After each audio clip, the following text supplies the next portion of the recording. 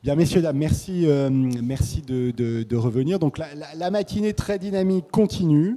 Et donc, troisième temps de notre matinée, autre programme phare de la French Tech, c'est le pacte parité.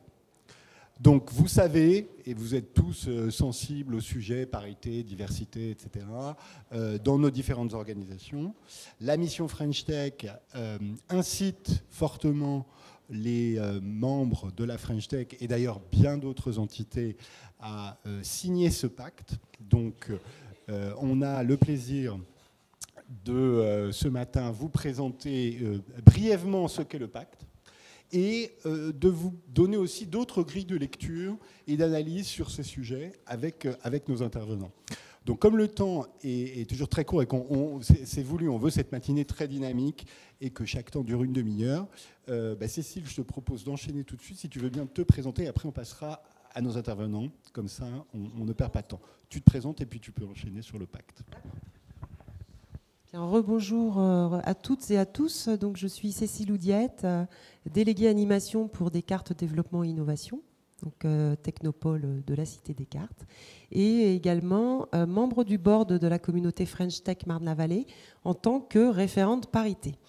Alors, la French Tech Marne-la-Vallée, la communauté a été labellisée il y a maintenant un peu plus d'un an. C'est clair que sur cette thématique qui est très transversale et pas uniquement dédiée aux villes et territoires durables, on n'a pas encore vraiment avancé. Et donc, on compte sur vous pour nous rejoindre dans un projet qui pourrait être intéressant. Alors, je voulais simplement vous présenter le pacte parité, donc, qui est une présentation qui nous a été transmise par la mission French Tech. Donc le constat, c'est évidemment de dire que même s'il y a pas mal de choses qui ont changé pour la représentation des femmes dans les entreprises depuis une dizaine d'années, notamment dans les secteurs de la tech, le secteur de la tech, il y a vraiment des progrès encore qui restent à faire et qui est vraiment un double enjeu puisque l'idée c'est effectivement d'avoir de la diversité au sein des entreprises, mais aussi parce qu'il y a énormément d'emplois dans les prochaines années qui vont se créer, notamment dans le secteur de la tech, et si les femmes n'y sont pas présentes, forcément ça va poser un problème. Pour les slides, c'est...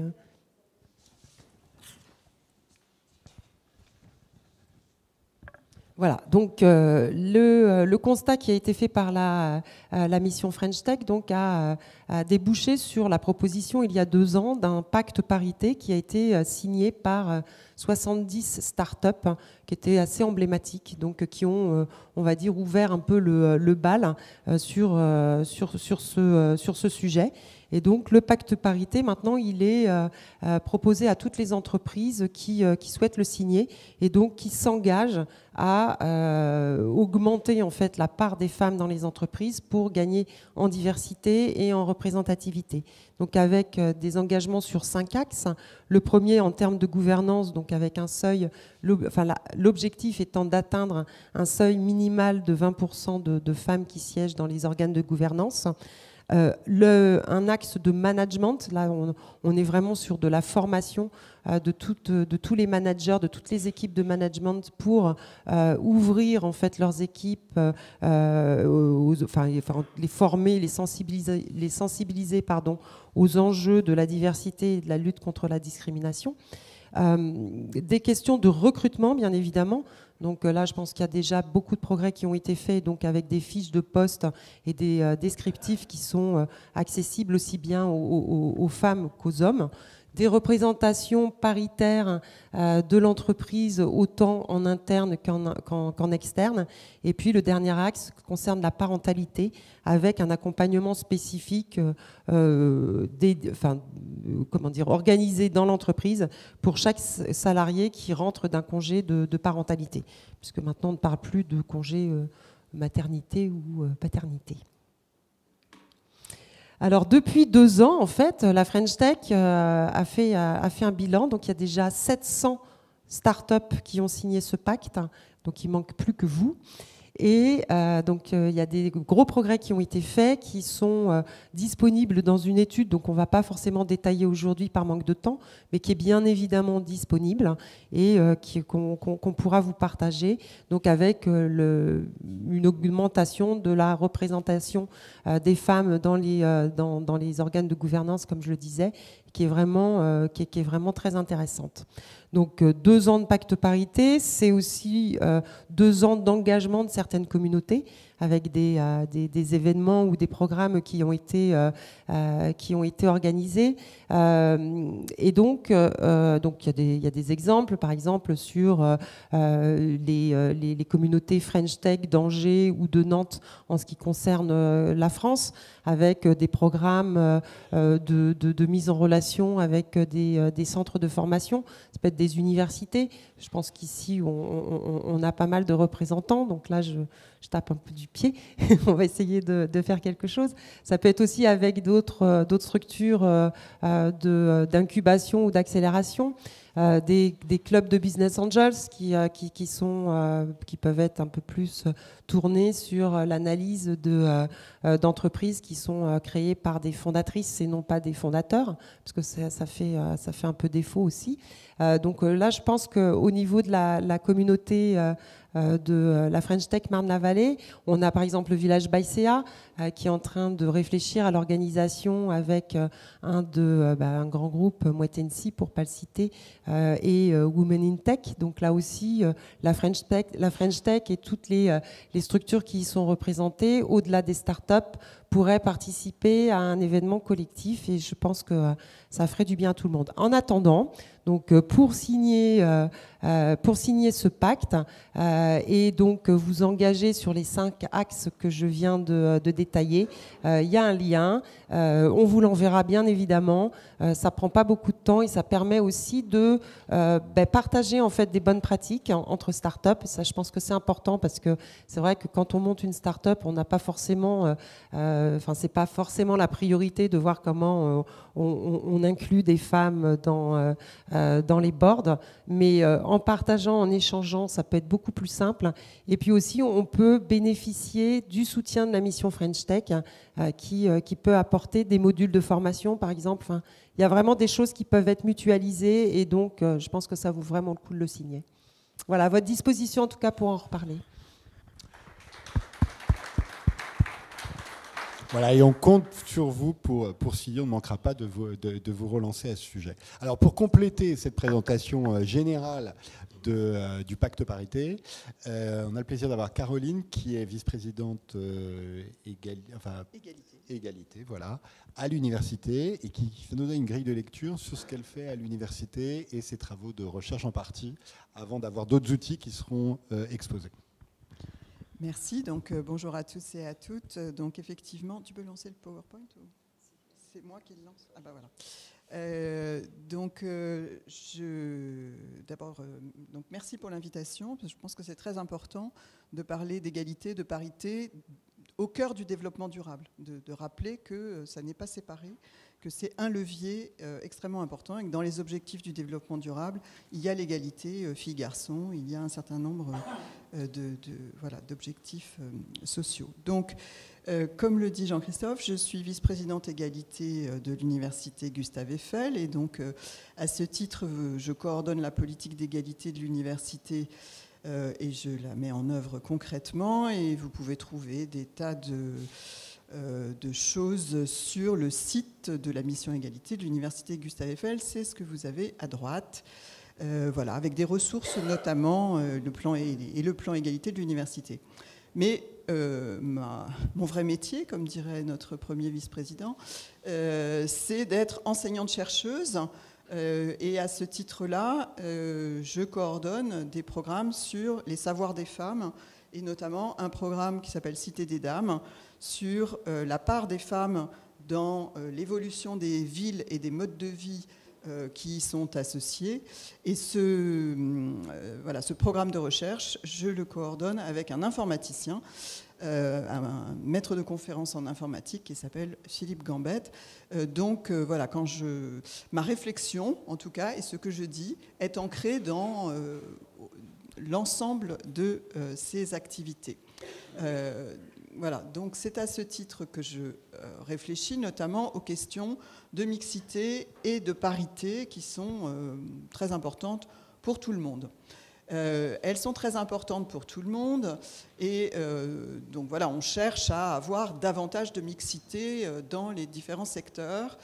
Et il faut bien comprendre, à mon avis, la première chose à comprendre, c'est qu'il n'y a pas, c'est une fausse symétrie. C'est-à-dire que bien sûr, on cherche à avoir des hommes dans les secteurs très féminisés et des femmes dans les secteurs très masculinisés, mais ce n'est pas le même enjeu et ce n'est pas la même raison pour laquelle les femmes ne vont pas dans les secteurs où il y a beaucoup d'hommes et où les hommes ne vont pas dans les secteurs où il y a beaucoup de femmes. Alors, cette fausse symétrie, bon, on peut la mesurer. Je vous ai mis quelques indicateurs et elle concerne quand même beaucoup de métiers, puisqu'il y en a peu qui sont vraiment mixtes, 17% des métiers et 16% des emplois.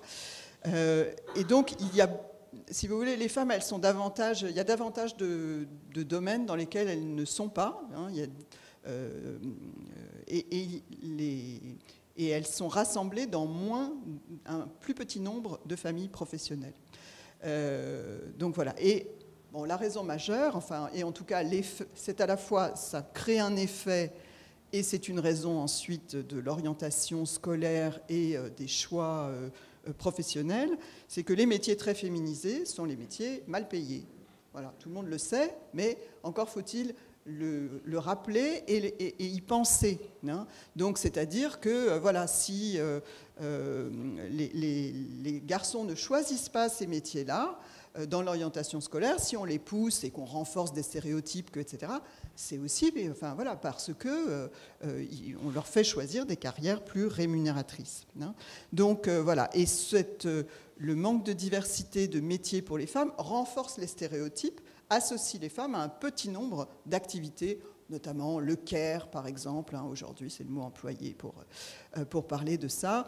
Bon, donc voilà. Donc, il faut avoir pensé à ça et à penser qu'il y a un continuum dans l'ensemble de la société, depuis la petite enfance, qui traverse les institutions d'éducation. Donc à ce titre-là, moi je suis particulièrement concernée et on a une grosse responsabilité, mais aussi les entreprises. Et donc il faut qu'on travaille ensemble pour changer les choses.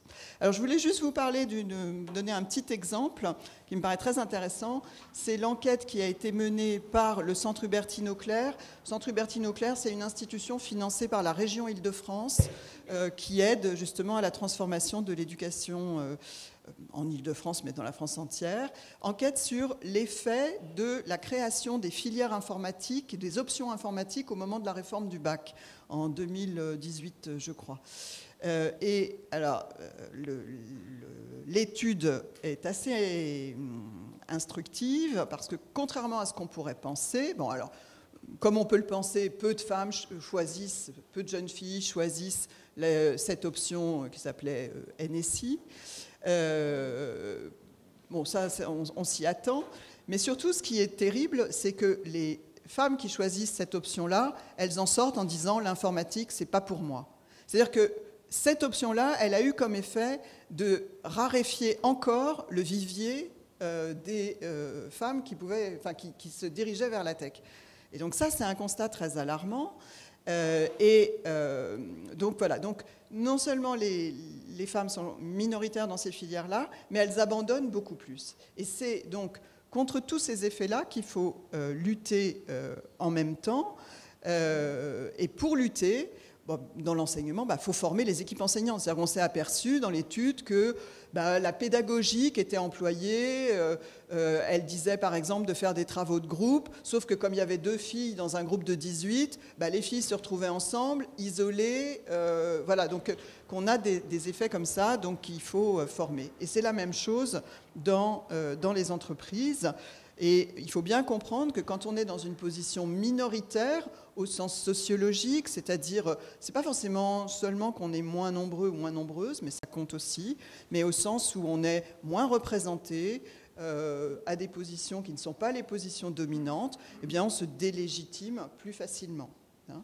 Donc, qu'est-ce qu'il faut faire? Il faut lutter contre ça. Il faut dire aux gens, non, vous avez votre place, et votre place, vous l'avez, pas seulement parce que je vous le dis, parce que je vous fais de la place, je vous désigne la place que vous avez.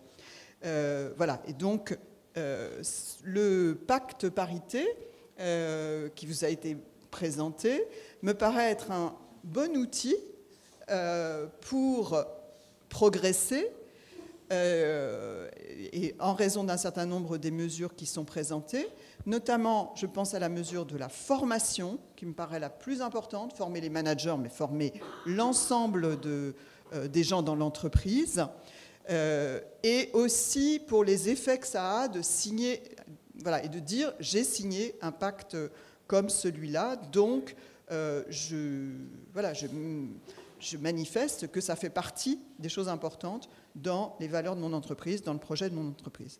Cela dit, moi, si on m'avait demandé pour rédiger le pacte, j'aurais ajouté des choses et j'aurais mis d'abord un dispositif clair de signalement des violences géré par des personnes bien formées à la lutte contre les violences sexuelles et sexistes. Parce que le premier frein à la mixité, le premier frein à la parité, ce sont les violences. Toutes les études le montrent et on a tendance à distinguer les différents volets et c'est une erreur.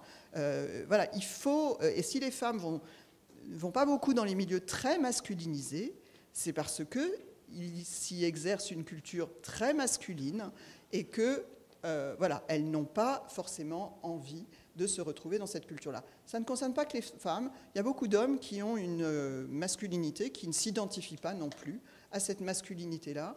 Et c'est pour ça qu'il faut lutter. C'est bien aussi, à mon avis, de construire en même temps une politique contre les LGBT-phobies, contre le racisme, etc. Enfin, voilà, je pense que ça va ensemble.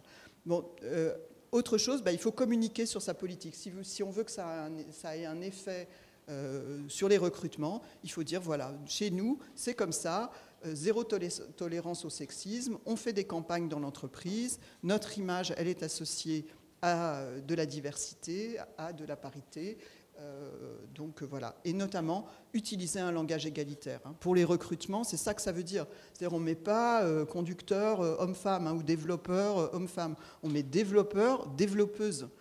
On le montre, voilà, qu'on fait de la place aux deux genres. Donc voilà, donc c'était ça que je voulais dire. Et puis sur la dernière diapo, vous avez les références à quelqu'un qui a beaucoup travaillé sur ces questions dans l'informatique, qui est Isabelle Collet. Et donc vous pourrez aller retrouver ces références si vous le souhaitez. Merci de votre attention. Merci beaucoup Caroline. Et alors Tanguy, vous êtes de l'Association française des managers de la diversité et vous avez plein d'outils justement à nous exposer ou en tout cas à nous résumer sur ces sujets. Quand j'aurais trouvé comment ça marche, ah bah oui, ça marche en fait. Donc c'est vers là-bas il faut que j'aille. Ça marche très très très bien. Alors déjà, je vais vous présenter l'association. Moi, je suis responsable des études et de la recherche à l'Association française des managers de la diversité. Et je suis d'accord avec Caroline, cette question de l'égalité professionnelle est un problème global. Donc on ne peut pas isoler la problématique d'égalité femmes-hommes dans son organisation. Il y a un monde social autour qui va réguler en fait, cette égalité ou la déréguler, qui va la rendre inapplicable.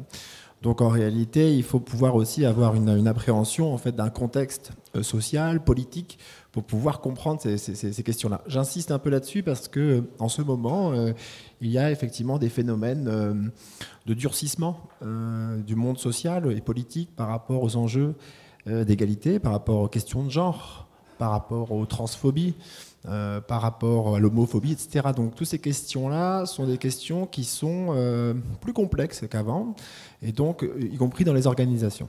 Donc voilà, c'est un vrai enjeu, et donc c'est vraiment l'articulation en fait d'une organisation avec un contexte sociopolitique qu'il faut réussir à appréhender.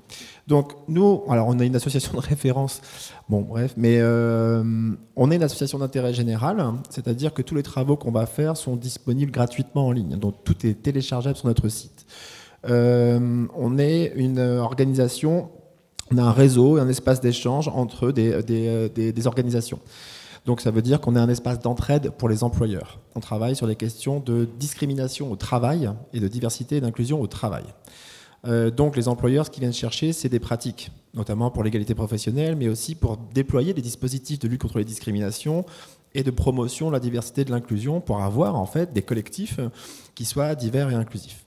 Donc je ne vais pas tout définir ce matin, je vais rester un peu sur l'égalité pro, mais ce qui est important aussi de comprendre, c'est que nous on essaye de faire des ponts entre la recherche académique, scientifique et le monde professionnel. Donc ça va dans les deux sens.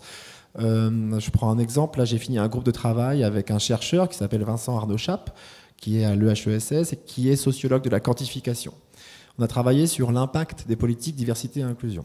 Et donc ce qui était génial dans le groupe de travail, c'est qu'on invite nos adhérents.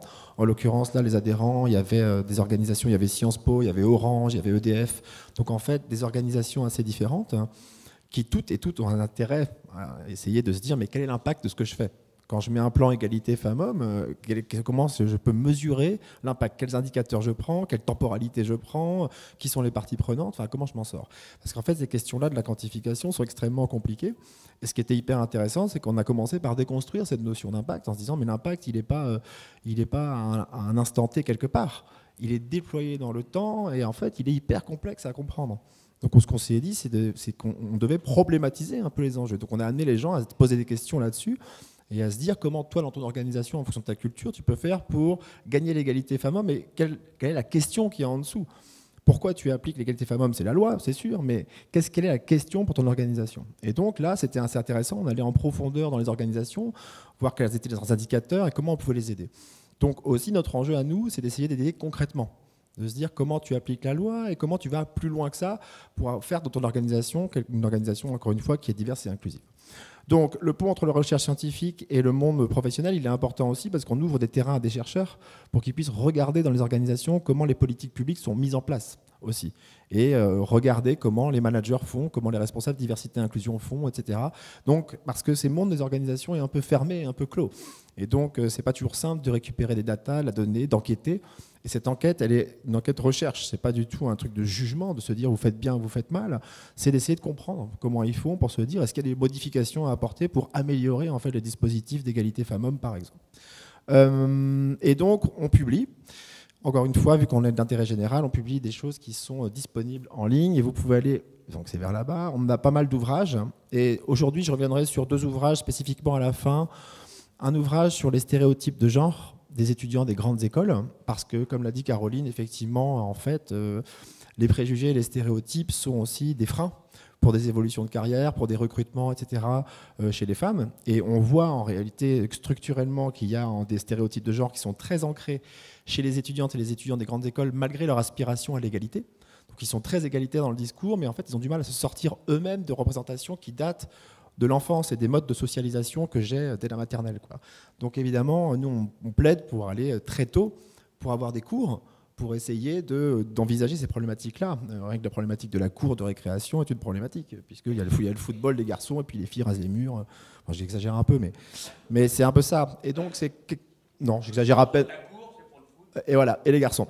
Et donc, le football serait effectivement masculin, etc. Donc, en fait, il faut qu'il y ait en fait une sorte de cohérence dans le temps pour que ça marche. Parce que si vous êtes à la jonction entre grande école et entreprise et qu'il n'y a que là que vous déconstruisez les stéréotypes, en fait, c'est un peu compliqué parce que vous n'êtes pas acculturé à ça et c'est vraiment compliqué. C'est long. Et donc, on a tous ces stéréotypes en tête et j'y reviendrai un peu. Et il y a un deuxième ouvrage sur lequel je voulais rester aussi tout à l'heure, je vais insister un peu, qui s'appelle Égalité croisée.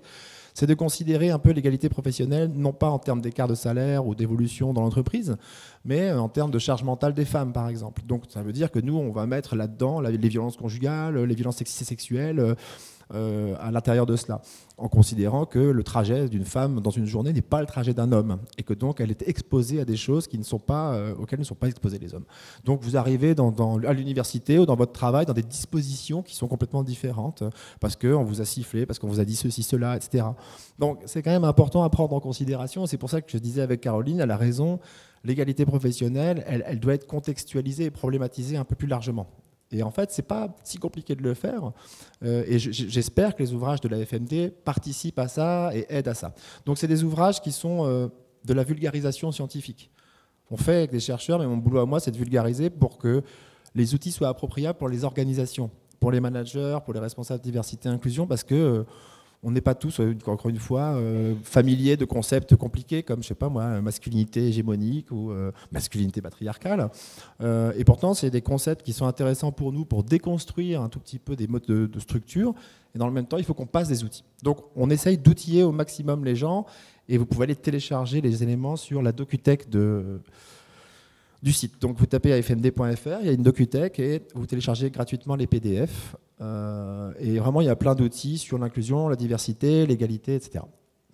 Donc ça, c'est le premier temps sur la FMD. Je voulais présenter quand même l'association au sens large pour dire que l'égalité femmes-hommes s'inscrit dans la prévention de la discrimination, la diversité et de l'inclusion.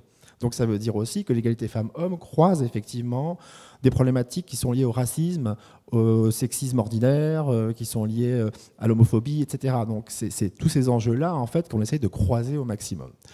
Donc voilà, les ressources en ligne, j'en ai parlé. Je voulais aussi insister, vu qu'on est du côté d'égalité pro, on pilote nous un gros dispositif qui s'appelle Stop au sexisme ordinaire en entreprise, qui a été fondé par l'une des fondatrices de l'organisation qui a travaillé chez L'Oréal et d'autres organisations.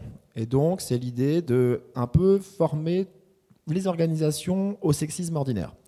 Parce qu'il y a le sexisme extraordinaire, c'est-à-dire les violences qui sont frontales, des insultes, etc. Puis il y a le sexisme ordinaire qui est en réalité ce qu'on connaît plus tous les jours, ce que les femmes subissent tous les jours, des blagues systématiques, des regards insistants, etc. Bon, voilà. Tout ce qui relève du sexisme ordinaire. Et donc on essaye de former les managers. C'est pour ça que je rejoins aussi le pacte ici. Cette formation des managers à ces questions de sexisme ordinaire, elle est vraiment absolument essentielle parce qu'il y a plein de gens qui ne se rendent même pas compte de ce qu'ils racontent ou de ce qu'ils disent et qui ne pensent pas à mal. Vous voyez, on va reproduire en fait des éléments, des manières de faire. Mais quand on a des gens en réunion, on va couper la parole plus facilement à des femmes. On va leur expliquer comment il faut faire, etc. Donc il y a des formes de paternalisation qui sont très pénibles à subir pour les femmes et qu'elles subissent en plus parfois sans se rebeller parce que c'est impossible, parce que c'est trop long et que c'est l'habitude et qu'on a fini par intérioriser ces violences symboliques qui sont des violences symboliques. C'est-à-dire en fait cette espèce de patronalisation permanente des femmes est extrêmement pénible. Donc on essaye de former les gens et d'engager les entreprises à signer. Et on fait un événement tous les ans, en début d'année, pour que les entreprises signent et qu'elles s'engagent sur des éléments. Et donc le premier engagement, c'est zéro tolérance. Ça veut dire en fait des blagues déplacées, des blagues systématiques, c'est zéro tolérance.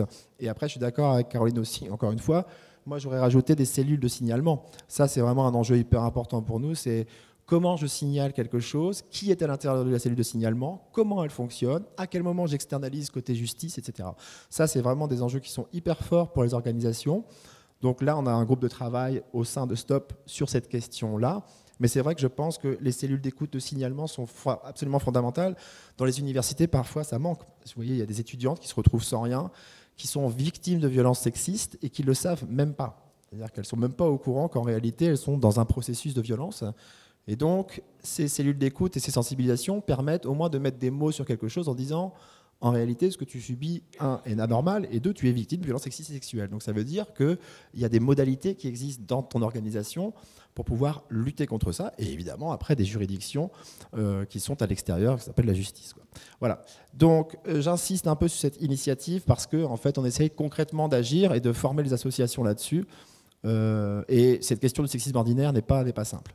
J'avais mis des choses qui sont un peu en lien avec l'histoire, mais je ne vais pas vous le faire parce que ça va être trop long. Mais ce que je voulais, la chose sur laquelle je voulais insister, c'est que, non, je reviens en arrière, c'est que, j'arrive pas à lire moi non plus. Bon, bref, quand nous on va parler plutôt de diversité que d'égalité. Et effectivement, c'est vraiment un débat intéressant parce que la question de l'égalité, en fait, relève des politiques publiques, de l'État, de la loi.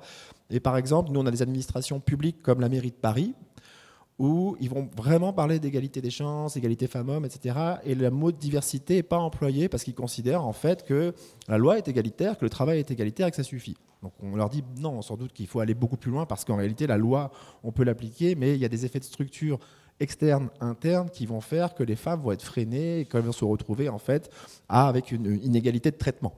Okay. Mais la question de la diversité, elle est en fait plus une question de management. En réalité, puisqu'elle vient des États-Unis d'Amérique, dans les années 60-70, et de ce qu'on appelle le business case, où en fait les Américains ont considéré que la diversité est intéressante pour gagner des marchés. Non, si on s'intéresse qu'à un seul marché, ça n'a pas marché, donc il faut ouvrir au maximum. Et donc il y a aussi tout un discours un tout petit peu qui dit l'idée de se dire que les diversités sont liées à la performance et qu'on peut à minima discuter. C'est-à-dire que moi, je n'ai pas de chiffres où je ne peux pas vous démontrer qu'il y a un lien direct entre diversité et performance. Mais par contre, je peux dire... Ouais, mais c'est discutable aussi. Mais Yannick l'a fait, c'est-à-dire... Yannick Lorty, il a fait une étude là-dessus, sur D'accord. performance et diversité. D'accord, Yannick Lorty a fait une étude là-dessus. Ouais, et qui dirige avec Caroline d'ailleurs l'Observatoire national des discriminations dans l'enseignement supérieur, ONDE, qui sort de très bons rapports, dont cette recherche-là.